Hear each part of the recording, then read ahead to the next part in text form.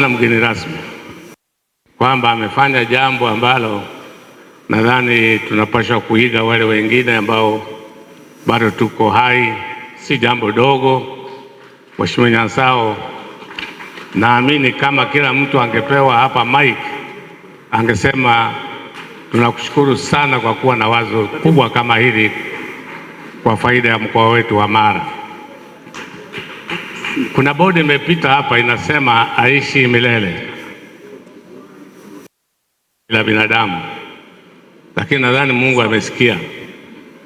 Kama kweli mtu angekuwa anaishi milele, ile ni message ya kutosha ya kuonyesha kabisa kwamba ni jinsi gani watu wamefurahi na kuandika ujumbe mzito ambao wakati mwingine kutafasiri na kwa kazi.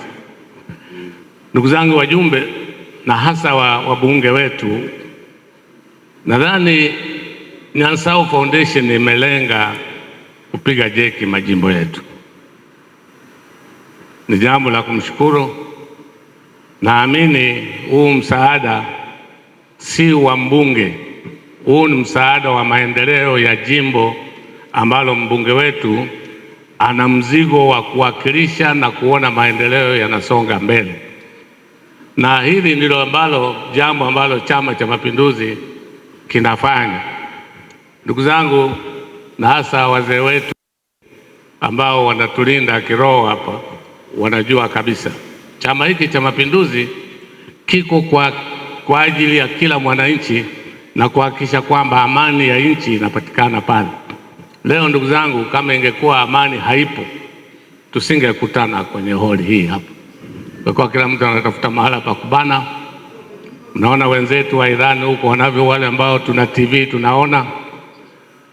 Kwa hiyo mimi niwaombe sana viongozi wetu wa dini na sisi wote, kila mmoja wetu, kuhakikisha kwamba tunahubiri, tunahakikisha tuna upendo kama upendo ambao Nyansao Foundation imeonyesha, tukiuonyesha kwa mtu kila mmoja wetu kwa nafasi yake, tutakuwa na nchi, tutakuwa na mkoa na wilaya zetu ambazo zimetulia, ambazo zinazungumzia mambo ya maendeleo peke yake.